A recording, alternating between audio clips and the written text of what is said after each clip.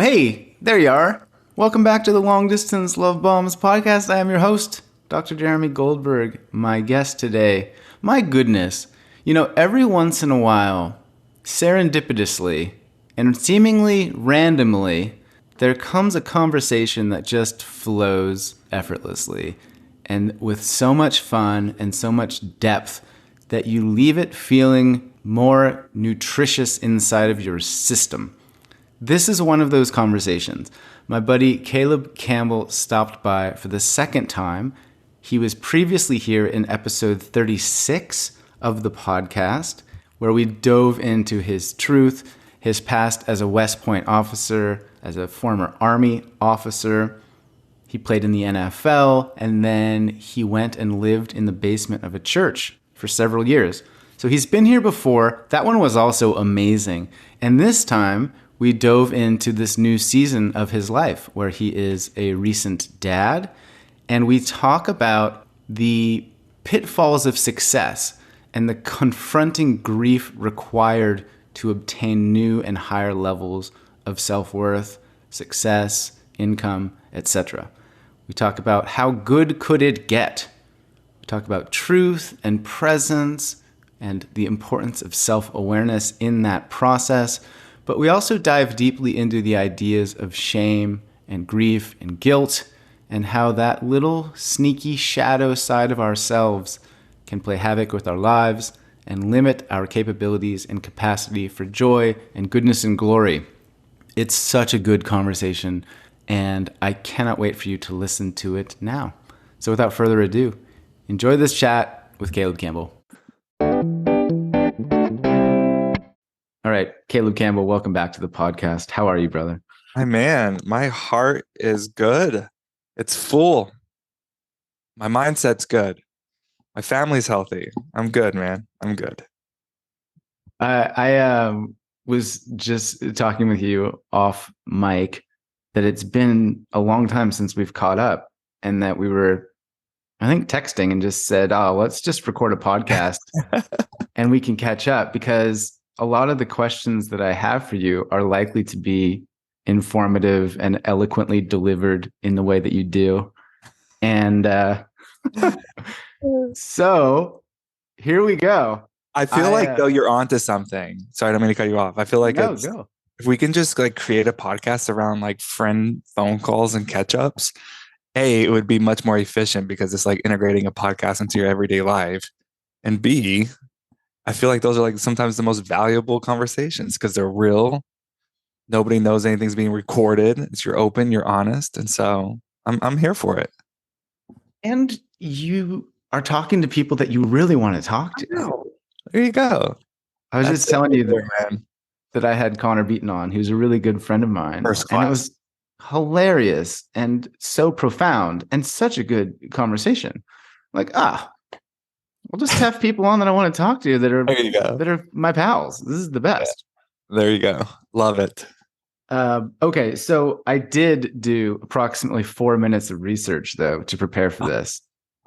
Caleb, I know your eyes are bulging out, and I learned that the first podcast that we did, which was so long ago now, 2-3 years maybe. Yeah, but it was called "What If Your Truth Was Different Than You Were Told Was True." What? We talked all about your what if your truth was different than what you were told is true? Okay. Yeah. I vibe with that. Because you talked about being at West Point and being in the NFL and being successful and being religious, and then all of that you questioned, and you were in a different season of life, and you ended up living in a church basement, I recall, for a couple years. 5 years. 5 years. Yeah. And so I wanted to dive in there now because I know you're in a new season as a father and as a parent. And I'm curious, are there things that you were told were true that you are now realizing, oh, that wasn't actually the truth? Absolutely. I think the first thing that came to my mind is I was having a conversation with my partner, Kara, a few months ago. And we we had recently in this past year, we bought a home, we renovated home, we had a baby, so much transition, so much change. And despite the chaos, it genuinely was like effortless. Like it was effortless inside of the chaos. Let me say it like that. And I was having this conversation with her and I was like, I want to see how good this can actually get. Like, I want to see how good this life can actually get. And I think the thing that was challenged, the truth that was challenged, that I've been challenging in my own life is this idea that it doesn't have to be hard to be good. And I think I've assigned that to so many areas of my life. Like, in order for it to be good, it needs to be hard, because if it's hard, there's resistance. If I'm leaning into resistance, and then I'm growing as a person. And I think there's an element of truth to that. But in the season that I'm in now, and on the other side of, a 15, almost 15 year, personal development, inner healing, spiritual journey, if you will, I'm in this place of like, oh, it doesn't have to be hard. Like it really doesn't. And that invitation and that idea is wildly challenging in other areas of my life. But I also think it's kind of this container that we can just kind of lean into and continuously live into. And I guess that's the truth, or the once told truth of it has to be hard in order for it to be right, is no longer true in my life. I love that. I relate to that too. And I feel like when you're starting out, there's a certain element of hustle, grind, Sure. earn it. You have to really wake up early, stay up late, don't sleep, struggle, overcome, resist, overcome resistance. And then it tastes sweeter. Mm. And then you get to this other level after doing that for a while. And it's like, Yeah. I think it has easy. Right. It has its like role in our lives for sure. But I just think that it needs to be met with this open-hearted curiosity of like, I know for me, the ruthless ambition, the dogged determination, the hustle, it was because I had an identity built around the doing, which is so clear, especially growing up in the Western world. Like it's just the way things, and it's the way that we are taught. Like, I mean, shit, we were assigned a letter grade to determine our worth and value as a young child. Like it's ingrained so deeply into us. And so just like the beautiful part of the journey is it truly isn't like getting to where you want to be. It really is what surfaces along the way. Right. It's just simply, and you know this as a coach, it's just what surfaces along the way is the gift. It is the invitation to deepen and thus, therefore, expand our lives. Dang, that was deep. It reminds me of this quote I saw the other day that said, happiness is the moment before you decide to take a photograph. Mm. And so to me, it's like the process, the presence, the being in it is actually more fulfilling than capturing or obtaining that thing that you desire most. Yeah. That's right? Good. I'm actually got to sit with that. I feel like there's so much wisdom in that quote. Who'd you hear that from? It was, I think, the title of an article that I read. Happiness is the moment right before you take the photograph. Something like that. Yeah, I believe it, because I think there is this level of like anticipation and expectation for the photo. It's not the photo itself. It is the laughing and getting together with the person, depending on your photo experience. I'm obviously thinking like, I want to be in this photo with this person that I'm taking a photo with, maybe. Like that's where my mind goes. Yeah, but in terms of like other projects, right? So say you're preparing a talk and there's something so profound and fun about preparing a talk or making a painting or writing a book, and then it's done. Yeah. And it's like anticlimactic in some sense. Yeah. And there's some kind of emptiness or grieving required of, oh, well, now Can what? We talk about that. I mean, bro, we could talk about anything. Bro, like that right there, the grieving that comes when we have reached our goals. Sad. Man, like I don't feel like enough people talk about that. And if only we could do a podcast. Man, if only we can do a podcast. I honestly think that is something. Like even when I got married to Kara, like I met what I would call like a soulmate, like a soul partner. Like I love my life with this woman. It has broken me wide open in the most unimaginable ways, in the best of ways. And she is always inviting me into a deeper experience of life. And also, she's always mirroring back to me parts of me that I don't always want to see. And she holds it with so much compassion and grace. And it's just this beautiful experience. And still, I had to grieve no longer being single. And it was this weird experience, like, oh, and I think sometimes we can assign so many stories to our grief. Like, you know, um, I am moving up in the speaking industry and I am doing so many things, and it's new and it's wildly fun and it's attractive and it's financially, you know, what's the word I'm looking for? It pleases me financially, but yet like there's still this deeply seated grief that my life is no longer like it once was. Like this new season has called me to become new. And so there's just so much loss that is attached to growth and dreams and goals being met. And I think in a lot of ways, how we create the capacity to sustain this next season of growth, to sustain this next season of success, to sustain this next season of achievement, is actually by following our grief and allowing and befriending our grief. It's almost like it creates the depth in which we are willing to grieve creates the height of this next season that we're willing to, or that we're able to go. Can you say more about that last sentence? The depth in which we're willing to grieve. Like if we can follow our grief, even when it's good, like even when we're grieving the loss of a life that no longer will be in the life that we have now, and what we're going into is beautiful. Like there's still grief, there's loss attached to that. And so I feel like in a lot of ways, when we don't follow that grief, when we don't honor that grief when it surfaces, it's robbing us of the capacity that we have to take and to really enjoy this next season of life, or to sustain the success of this next season. And so, like, if you think of it as a container, if I follow my grief down and I befriend it and I integrate it at the depths in which it takes me, it creates more space, it creates more volume in which I can live and operate within now.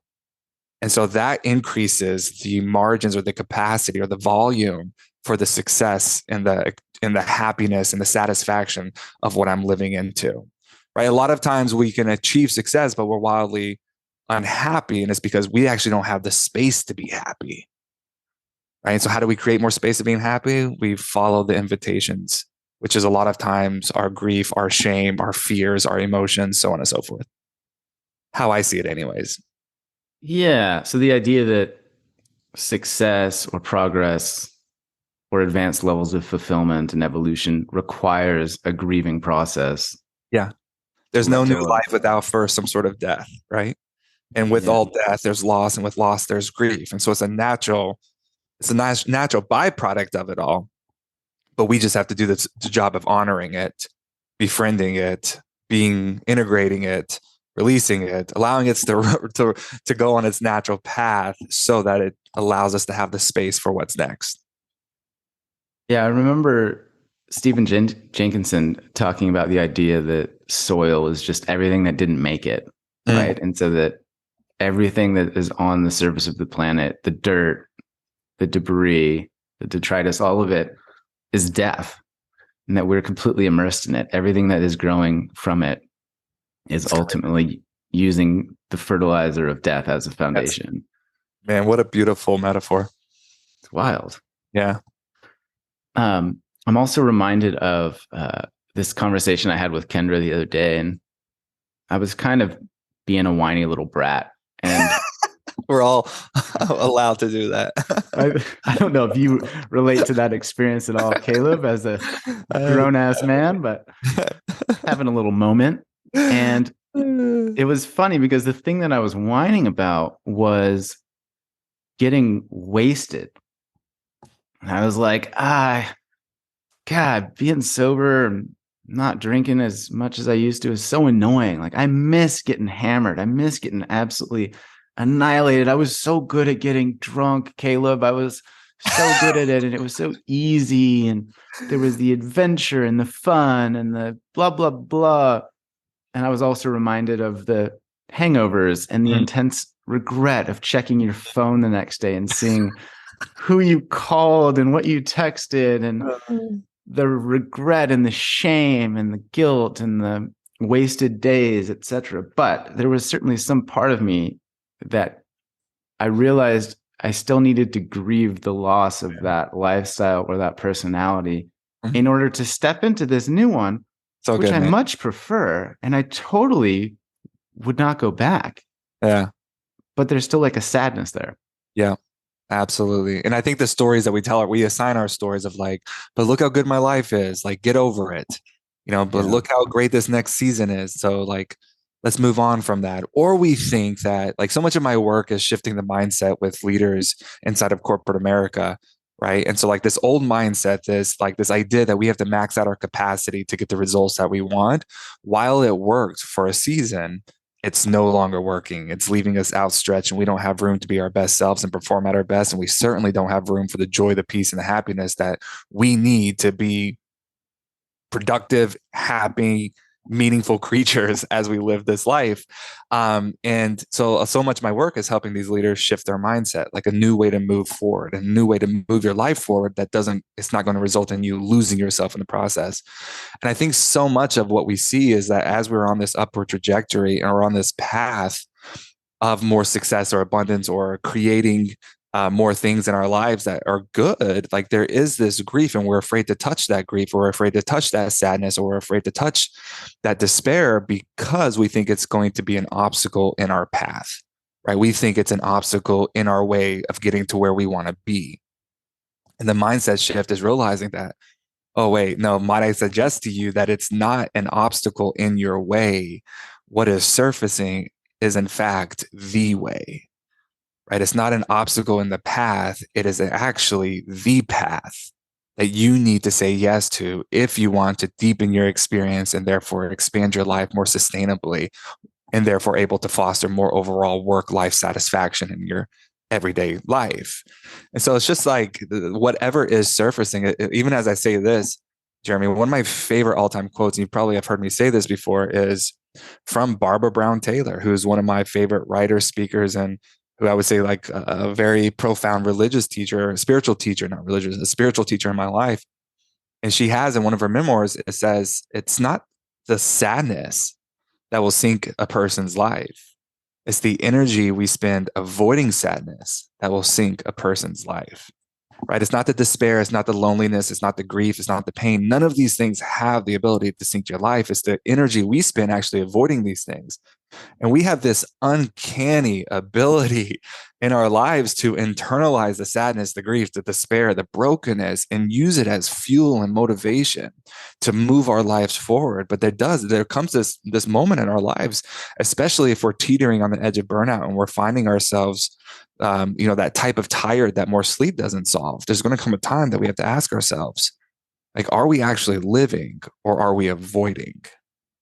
Right. And that's two totally different ways to move our lives forward. Are we living or are we avoiding? And I just think the way that we can shift that narrative and experience life in the here and now is by recognizing that the grief, the shame, the despair, all these things that are they are our path, they are our way. And there's no shame around having any of these experiences, regardless if your life is great or not. You have an example or two from your own life or from presenting and working with leaders where you could talk about how an obstacle is the way, which, as an aside, great book by Ryan Holiday. Yeah, it is a great book. Yeah. Right. And it's just not the, like what I'm saying is like your fears and your feelings that surface on the journey, they're not obstacles in the way, they are the way. And so as you are working towards your goals, whatever is surfacing, right? The fear of not being enough, the fear of being seen as somebody that, that maybe you don't think that you truly are, that imposter syndrome, whatever is surfacing, getting to the life that you want is not by a new level of success and accomplishment that you're chasing. Getting to the life that you want is actually by acknowledging the fear or the feelings that are surfacing in the moment. Does this make sense? And so it's just like an everyday process for me. Like my pursuit of success and my pursuit of finding the life that I wanted was like chasing one achievement after the next, and I would outwork the best of them. And if I was outworked, I would use it as fuel to double down on my effort and do better and be better and try harder and run faster, harder and longer, but it's made me realize that there was no amount of success that could actually reconcile this war, this feeling like something is wrong internally. And that's when I had to shift things internally in the mindset. And I'll never forget the meeting that I had with my therapist when I was living in Canada. And she had asked me a question, something along the lines of like, Caleb, do you ever think that finding a satisfied life has nothing to do with what you achieve and everything to do with who you believe you are? Right? Nothing to do with what you achieve, but everything, what she asked specifically was everything to do with how you treat yourself. And I was like, bullshit. I'm like, okay, I'm sorry. Like, you've been great and all, but I have to just call you out on this one. Like, finding a satisfied life isn't going to happen just because I treat myself well. Like, finding a satisfied life is going to happen by the byproduct of reaching more elevated versions of success. And then I got so angry because in my head, I'm like, you're telling me that like the 5 a.m. wake up calls, the 2 years in the army that I had to keep my dream alive, the 5 a.m. PT sessions, the military trainings in the afternoon, the classrooms work in the evening, and then going to the gym and doing all of this extra work to keep my dream alive for 2 years while it was suspended. Like, you're telling me none of that shit matters. My ambition doesn't matter. And I remember getting so angry, dude. And I'll never forget when she looked at me and she's saying, Caleb, that's not what I'm saying. Ambition is not bad. She says, but you will never be satisfied and proud of the life that you have until you are satisfied and proud of who you are.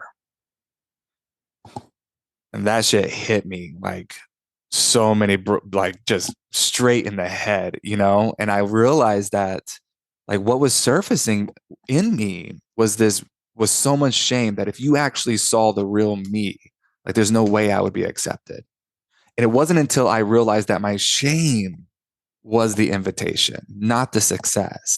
So when I could start to befriend the shame and realize that the shame and the fear of being seen was actually my invitation to grow a life that I'm wildly proud of and actually satisfied in, right? Then and only then could I create that experience from the inside out. There was no amount of success, no achievement, no money in the bank that would actually give me the life that I was looking for. It was the shame that I had been running from the entire time that was the key that would unlock my life.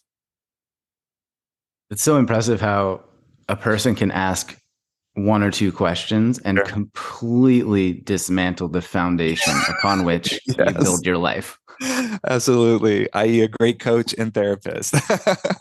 One for me years ago, Nicole Lowe's, who I had on the podcast and is amazing. She's a somatic practitioner, and she sat down in front of me and after a little bit of small talk said something like, who are you really?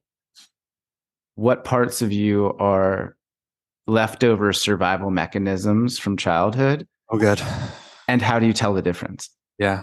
Damn. And I recall dropping my jaw and like putting my head in my hand, being like, oh my God, I need to sit with that one. Mm-hmm. That's a big deal. That's a big question too. But I think what you're saying from my experience with my therapist in that moment, it's like we are all looking for answers. And I harp on this a lot. We're all looking for answers in our lives, but in reality, we need to learn how to ask better questions. And so a question that I'm always asking myself, Kara, and also like people that I engage with life with is like, what are the questions that you want answered in your life right now?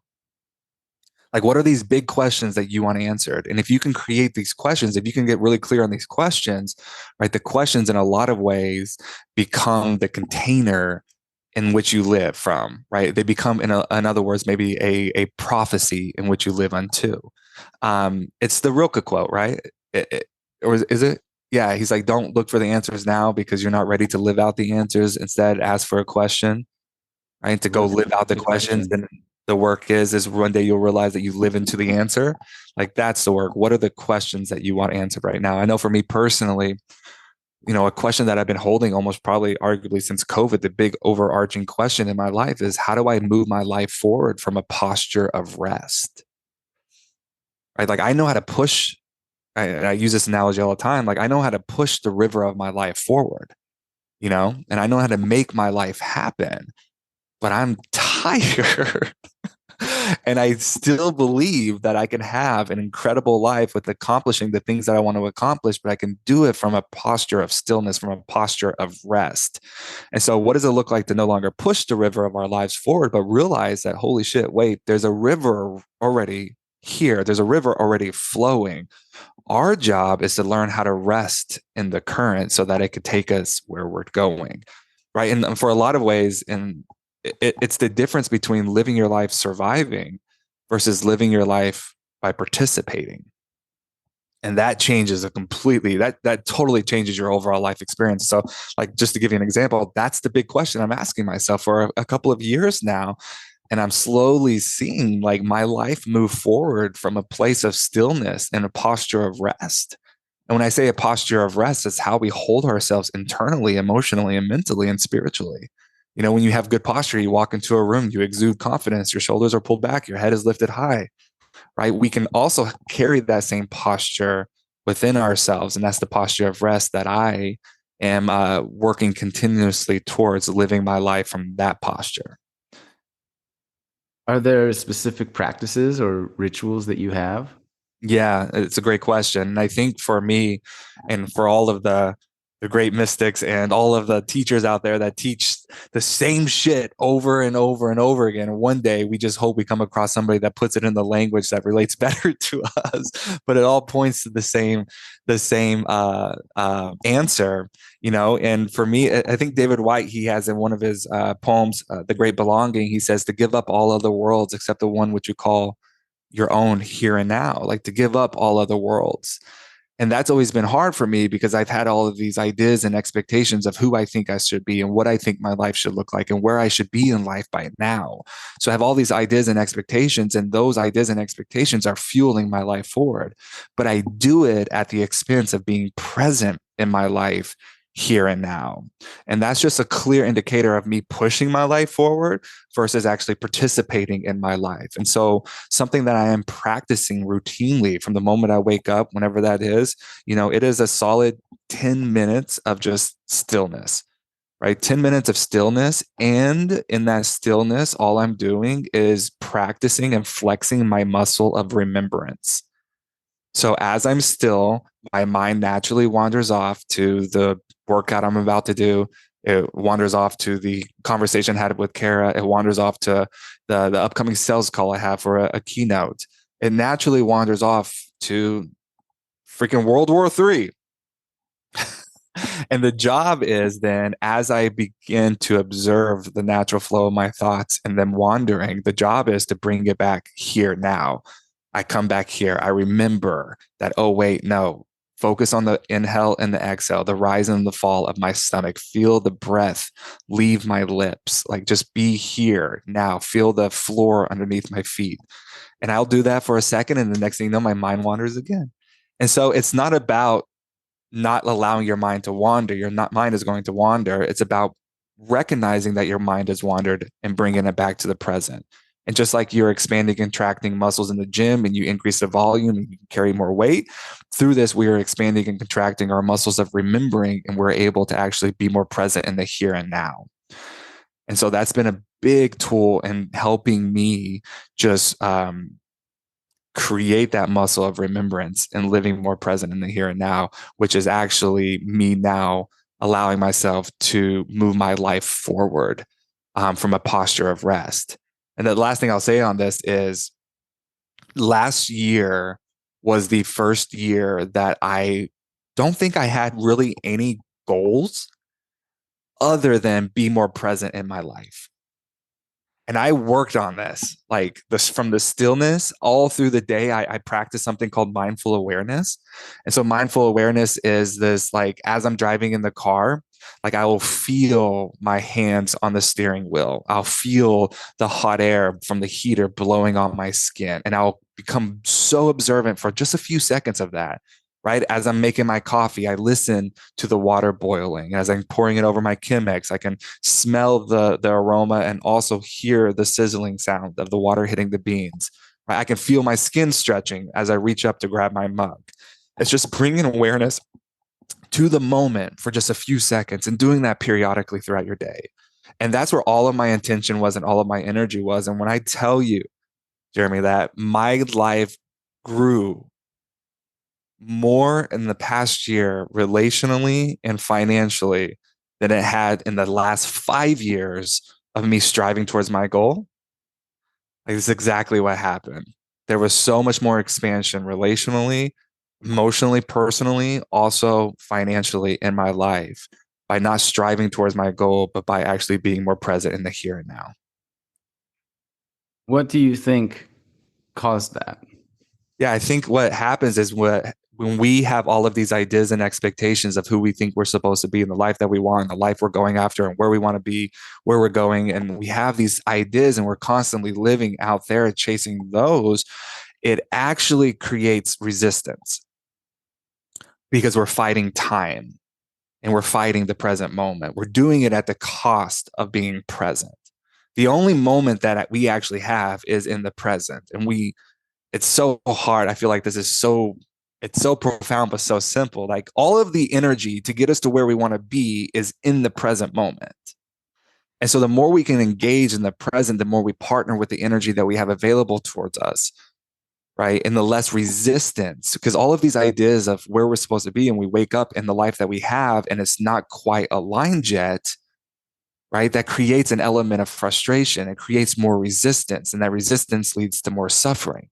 Like we're waking up and the life we have is not the life that we want. And we are actually at war with our life, and we become our own worst enemy because no matter how hard we work, we're always one step behind. We can't quite get to where we want to be. And that creates such a despair and a hopelessness over time.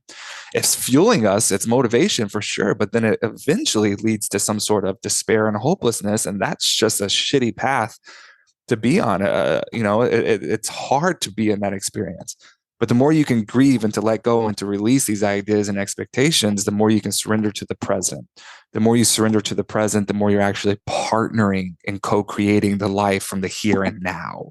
And it's the antithesis of everything that we have ever been taught to be true in our life, right? But it truly is, especially if you're somebody that's hitting your head on a wall, going around the same old fucking mountain time and time again. Like, that's usually the invitation for you to stop and to go back to the beginning of our conversation.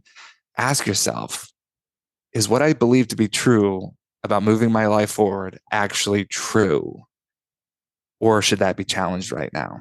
And so I think that I had given up so much of the resistance that I was experiencing in my life by trying to create this life based on these ideas and expectations of who I think I should be and where I think I should be, which created so much suffering. And life had to be hard, right? But when I gave that up and I actually learned how to be more present in the here and now, and I surrendered to the present, there was less friction, more emotional bandwidth, more emotional margins in my life. As I engaged in the here and now as best as I could, I was shocked by how many opportunities found me, right? Because I think the big change that happens, Jeremy, as I'm talking about this, is it's me remembering that we are really good at making our lives happen. We're not very well versed on how to receive. And when we partner with the present, when we surrender to the present, I think we do open up our receiving portal, right? And we allow like all of that energy, the creating the friction and the suffering of trying to get our life to get to where we think or where we should be in life. Like when that's surrendered, goddamn, we have all of this space now, and we're actually opening our hearts, right? As we settle in, we're opening our hearts to actually receive what the universe is already trying to put in our path. Can I share a very brief story? Please. I just love you so much, man. Everything you're saying, I'm like, yeah, bro, I agree. This is awesome. God, you're smart. I was helping at a retreat in Sedona a couple weeks ago for my buddy Mark Groves. And one of the women on the retreat, her name's Hanan. She's this wonderful Saudi Arabian badass. And I was present in the moment, and I was walking past somewhere, and her friend Nada were talking to the concierge or somebody about getting a ride to the airport tomorrow.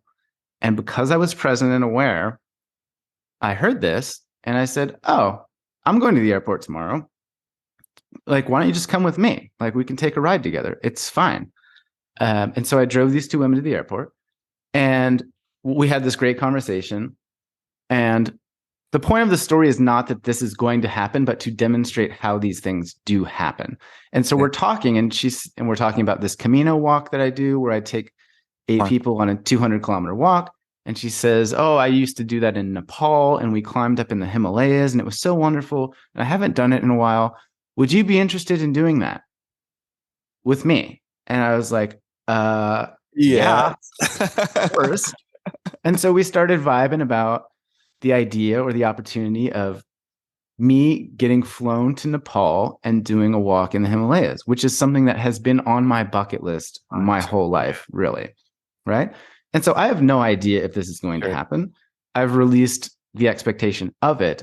But as I was reflecting on it on my flight that day, it was a really powerful reminder for me of exactly what you were discussing there, which is if you are present, the universe just offers opportunities to receive in the most unlikely and uncommon ways. Yep. Versus me deciding I'm going to do a retreat in Nepal. I know nothing about that area. I've never been there. I'm going to spend dozens of hours trying to flesh this out, do research, make it happen, sell it, blah, blah, blah. Or I can be present and be kind and offer this random lady a ride to the airport and literally have it fall in my lap. So I just wanted to offer that out into the world. It does happen that way. I'm sure you are the same, so many opportunities, connections, people, podcasts, jobs, money, all completely inadvertently arrive in the most random and serendipitous circumstances. Absolutely. And I think at the core of that, and I love that story so much, there's like this underlying belief that has to be, I feel like, reconciled in our lives. And it's like that the universe is for me. I think we go through life and we get the shit beat out of us and we shut down our hearts towards life because it's us versus the world. And part of the healing journey is realizing that, okay, I can teach these self-protective parts. I can teach these wounded parts of my psyche and that inner child inside of me that, hey, the war's over and I can take care of myself. And as you do that, the natural byproduct of it is realizing that the universe is for me. The universe is for me. I live with more openness. And as I live with more openness and I'm more present, right, I'm inviting and I'm co-creating, because the co-creating part of this, from what I hear, is that you have the desire to experience this, and you've probably voiced this desire. You probably journaled about this desire. You probably put it out to the universe before. Correct me if I'm wrong, but there was a natural intention. There's a desire, and that's your energy. That's your job. What we surrender is giving up the how, right? And I think a lot of people, what is really uncomfortable with this is, like my hand gestures, what's uncomfortable with this is it feels like passivity. It feels like this resignation, like, oh, you're just telling me to sit back and do nothing and life's going to come my way. No, dumbass.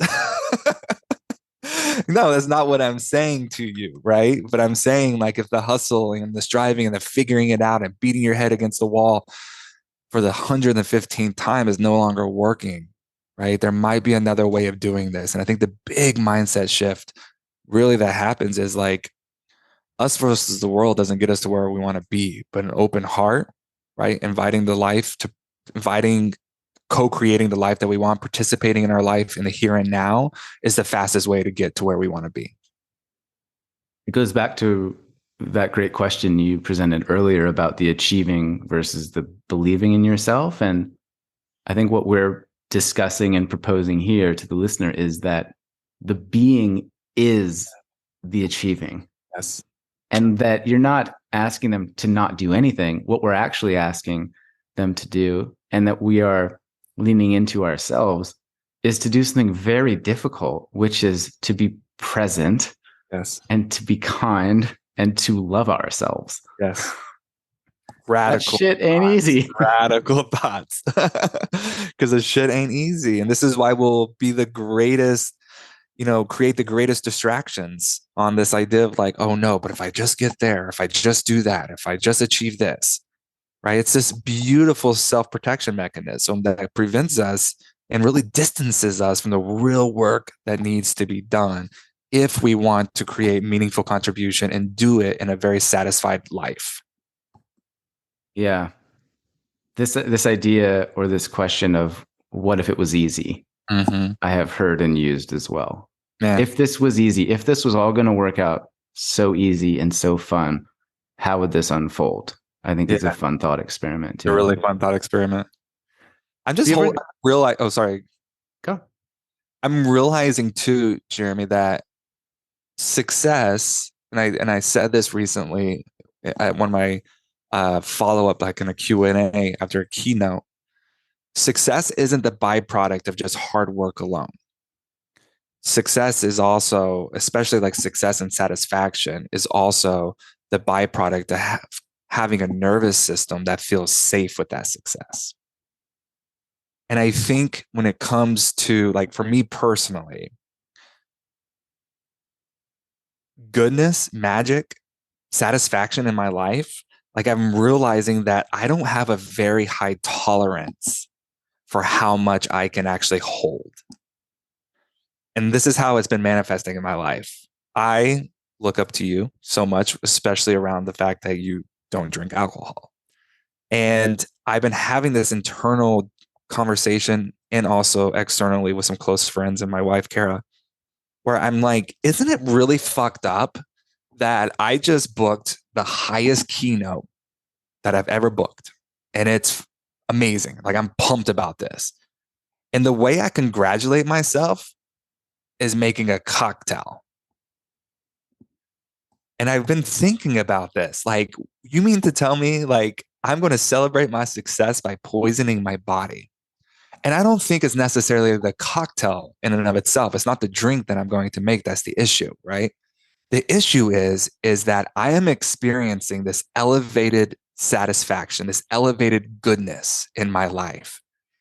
And I've reached my threshold where now that goodness and that satisfaction, it triggers me because I have historically been told the biggest story I've had to get over is just a matter of time. The biggest story that I've had to release is like, it's just a matter of time before the shit hits the fan. Right? That's been a big story anytime I've experienced success. Well, it's good now, but just a matter of time. Because I have zero tolerance for actually holding the goodness in my life and in my body. And so what I naturally do, what I've been realizing is after I experience some elevated form of satisfaction and success, I have to knock myself down a couple notches by putting alcohol in my body so that I feel more comfortable, so my nervous system feels more comfortable.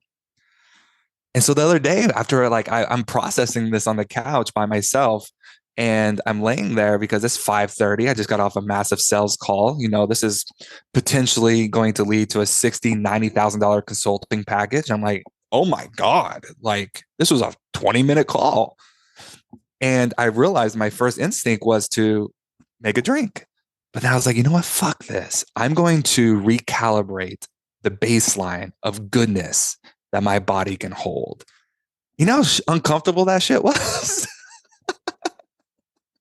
And just sitting there, allowing my body to fully feel this goodness and like telling myself like, hey, this is your new baseline. You can hold the uncertainty and the vulnerability that comes with success and more responsibility. Like this is you're literally increasing your thermostat to the tolerance level of goodness. And I think this is really important when it comes to success and satisfaction in our lives. Like, yeah, go work hard. But also realize that with more success comes more vulnerability, more uncertainty, more unpredictability, more pressure, and more stress sometimes.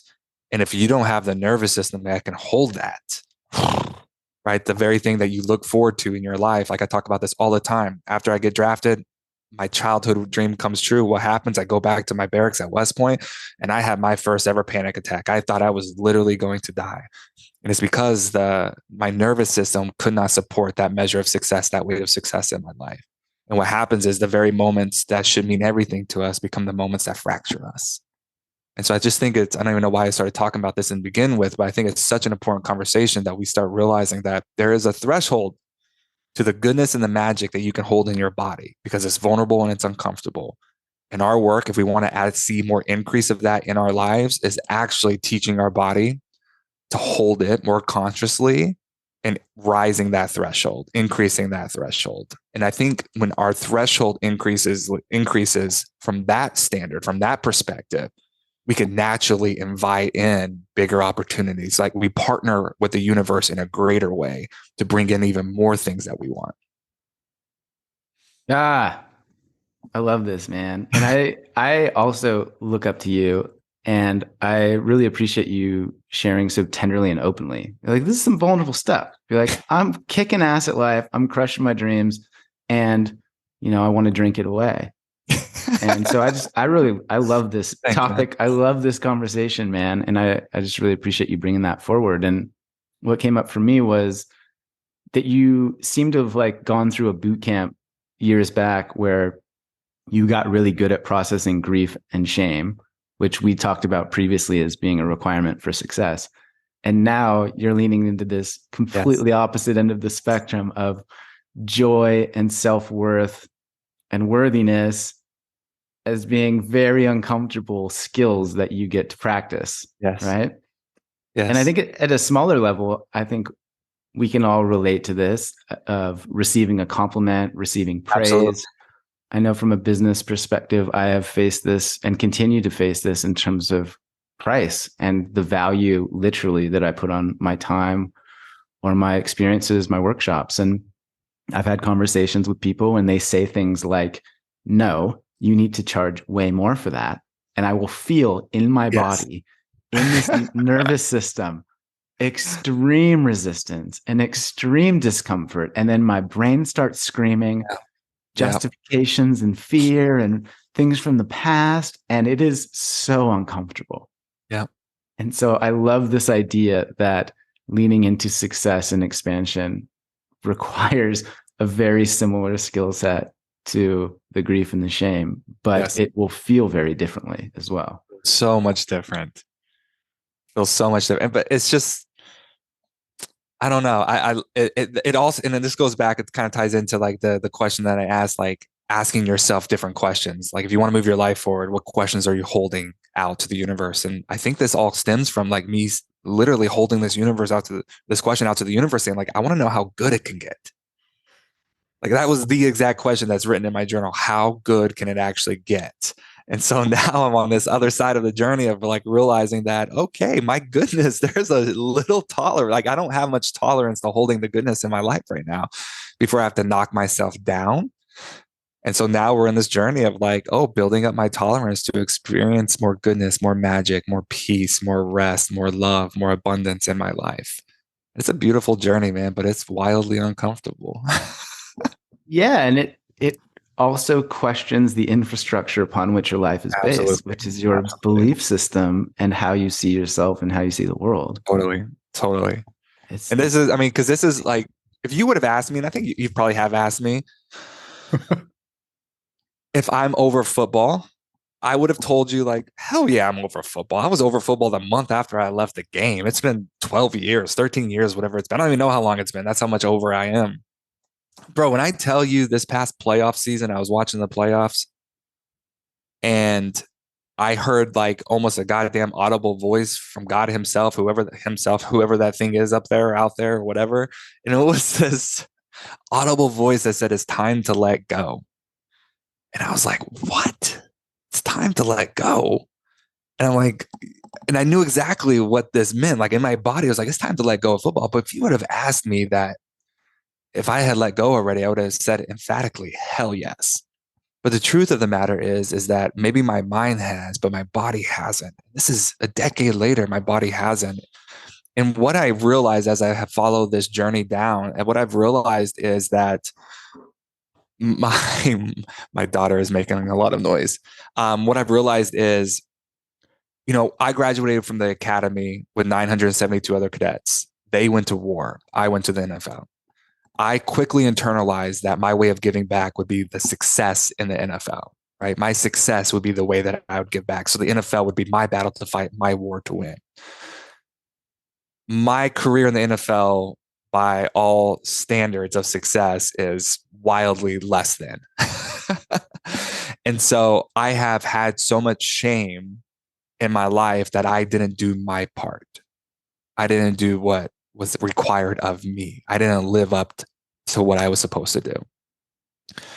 And that shame has crystallized and formed this wild ambition to figure out my life and to take my life to the next level so that I can compensate and make up for the deficit. And I realized that this shame and this deficit as the driving force behind my life, right? Like that was the thing that was actually keeping me from experience more satisfaction and success in my life here and now, right? And god damn, my daughter just threw me off and I totally lost the train of thought on why I was telling you this story. But it'll come full circle in just a second. Love that ending. I'm sorry, my daughter was just she's banging something up there and it threw me off. You're good. What I like about that is, so you talk about how football you thought was behind you, but then a decade later you realize, oh, subconsciously it actually lives in my system. Yeah, and there's a reason why I brought that up, though. Yeah, and anyways, I'll ramble. But it's also true for divorce, childhood, breakups, infidelity, any number of things, right? And it's this confrontation with the way that you limit yourself based upon your past beliefs, serving you then, but not serving you now because your reality is different, right? Yeah. And so for you, when confronted with success, when confronted with expansion and growth and these wonderful big contracts to speak and change your life, you immediately remember in your system, oh, the last time that this happened, that equals failure, shame, disappointment, etc. So I'm going to prevent myself from feeling that by making myself feel that in a smaller way now. Yes. It's a form of self-sabotage. Well, you're a great coach. Thanks, bro. I'm so sorry that I lost my train of thought. It's all good. Yeah, I'll remember it tonight and I'm going to text you. I'm like, God damn it. I remember what I was saying. No, it's but what good, you're man. saying is good right there. Yeah, absolutely. And so your work, it sounds like, is to let yourself believe in your greatness, or what? How do you view it? Like, yeah, I think now it's like realizing that when you start with the deficit, you end with the deficit, right? When the deficit is your motivator, and when the deficit is the fuel behind your life, there's a reason why. It's like there's a reason why it's still not enough, right? Because what you're starting with is already a deficit. It's for a more practical example, when you wake up and you already feel behind, and that feeling of behind is keeping you in a rush, and you cross off every to-do list that you have on your list, but you lay down in bed and you still feel behind, and there's no amount of work that's going to make you feel like you could catch up. It's because we're starting our day from a deficit, right? We're starting our day from deficit energy. And so there has to come a time when we actually acknowledge the deficit, realize the deficit, and do the hard work of shifting the deficit. And for me, it looks like actively leaning into the shame with this story, right? Actively leaning into the shame and realizing, and ultimately, why I was so mad at myself, and I was using my self-criticism and self-anger to motivate me. But this is why I was, no matter how much I achieved, it still wasn't enough. I wasn't satisfied in my life. And this is my therapist saying, hey, you'll never be satisfied and proud of your life until you're satisfied and proud of who you are. And so this shame has robbed me and crippled me of a healthy relationship with self at a deeper, more intimate level and experience. And also really shaping the way that I allow other people to see me, because if they see hard enough, they might just see what I'm hiding way down there. And so it's also crippled personal relationships in my life. But as I have actively integrated the shame and worked through the shame and starting to like just allow those shame narratives to lessen in my life, there's no coincidence that I'm seeing more satisfaction, and stillness and peace and success in my life in the here and now. So I just think what we're all talking about here, really, if we can sum it up, it's like the inner game. It's like all of the prerequisites to experiencing this beautiful, magical, satisfying life that's available to us all, if we would just devote a little bit of the energy that we spend so much on either hanging on, trying to keep it all together, surviving, or that we spend it on actively pursuing more, right? If we can just take that energy and kind of shift it internally, I think we'll be greatly pleased at just the overall different life experience that we have. Just to follow up on that, how do you wake up with surplus energy? I presume that's the opposite of deficit energy. Yeah. Deficit, or I just call it present energy. And so it's just waking up, I sit on the edge of my bed. God forbid I'm not looking at my phone, but I feel my feet hit the floor. I take a breath, like I center myself. I don't just roll out of bed. And something like what's been important for me, which was hard, especially having a 1-year-old who, early on just wouldn't sleep, is like I usually would wake up whenever she woke up, and she would wake up screaming, and then I would wake up like, ugh. But now it's like, oh, I have to wake up. I set my alarm earlier so that I can start from the present, right? So it's just this moment of like, okay, like I'm engaging with the present. I'm here in the present before I do anything else. And this is like, honestly, it's like building a muscle in the gym that you've never worked out before. It doesn't feel like it's making a difference. It doesn't feel like it's working, right? It doesn't like make an immediate impact on your life. But God damn, if you just continue to show up and practice this muscle of being present and practicing mindful awareness throughout your day, it is wild how you can shift that deficit energy, because deficit energy is always, always being at war with time. And we are never going to win that war. For me, the deficit energy of that shame was like, I'm running out of time. I need to make my life happen now. I need to do something big now. Like I'm running out of time. And so all of my ambition was at war with time. Right. So I'm never going to win that game. When we wake up in the morning and we have a to-do list longer than we care, and we wake up thinking that we are already behind and we're rushing through our day, we're at war with time. We never win that time. I think it's who wrote The Big Leap? Guy Hendricks. I think he has a whole section in there about Einstein time. Right? It's this concept called Einstein time. And I think it's like the idea of if you sit on a hot stove for a second, it feels like 30 minutes because it burns, like you're resisting time. But if you are engaging with the conversation with a loved one and time flies by and it's 30 minutes and it felt like 1 second, you're in partnership with time. Why? The difference is you're resisting the moment, and that congeals time, creates more friction. You're at war with time. The other side of it is you're fully present in the moment. You're engaging in that conversation. You're fully in it. And then what happens is it flies by and you're no longer at war with time. I really like that a lot. I'm reminded of this conversation I had at a Vipassana meditation retreat a couple months ago, which is it's a 10-day silent retreat. No talking, no Beautiful. reading, no nothing, man, nothing. And at the orientation, there was a guy that had done one previously. And I asked him what his main takeaway was or any advice for me going into it. And he kind of looked over at the trees and thoughtfully, as one does, thoughtfully perused his brain for a moment. And he said, 24 hours is actually a whole lot of time. And I was like, oh shit, like I am in for it now. And sure enough, that 10-day period seemed like a month. The slowest days. Yeah.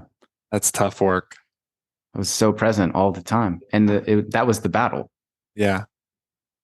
Like, oh my gosh, it's not lunch yet? How has it only been 20 minutes of meditation? We have an hour. And that idea that time is this flexible kind of thing rather than a concrete second by second, minute, month, year thing. Yep. Very peculiar and worth exploring. There he is. And it's also a lot funner if you take a few mushrooms. That was part of the retreat, though. No drugs. No drugs. It did cross my mind, especially as I was wandering through the forest periodically. Yeah. Caleb, I think this is a good place to wrap, man. Absolutely. You always got to leave them wanting more, and I want to continue this conversation. So that's perhaps a good sign. Yeah. But thanks for being here, man. Thanks for being in my life. Thanks for all the work you do. And this was so nutritious and juicy. I have like 10 different quotes, timestamps written down for you. Awesome. But for those listening that want to get more of you, I know you're on Instagram, but you got a website. But what's the best way to get more Caleb Campbell? Yeah, not too active on Instagram these days. My website, calebcampbell.me, kind of highlights the work that I'm doing with leaders, with teams, with organizations, really just helping them create more capacity within themselves, within their teams, and within their organizations so that they can reduce burnout and create more sustainable success while fostering more overall work-life satisfaction. So that highlights a lot of the work. And then you can also always find me on Instagram. I pop up from time to time when I feel like I have a little energy for it at Caleb_Campbell. And I'll put links in the show notes to those. And I'm just realizing I had only 3 notes written down to cover for this. And the third one was leadership and capacity. And I realized we didn't even hit that. So I might need to bug you in a couple months, come back for next season. Love it, brother. Thank you so much for having me, man. Absolutely. Take care. Right? I warned you in the introduction. I said, this one is so good. This one is so fun and powerful and profound and of such depth that you will shake your head and potentially drool a little bit. I warned you. I do not lie. Also, as mentioned, Caleb has a website and he has an Instagram account. I have put those links in the show notes if you want to get involved in his life.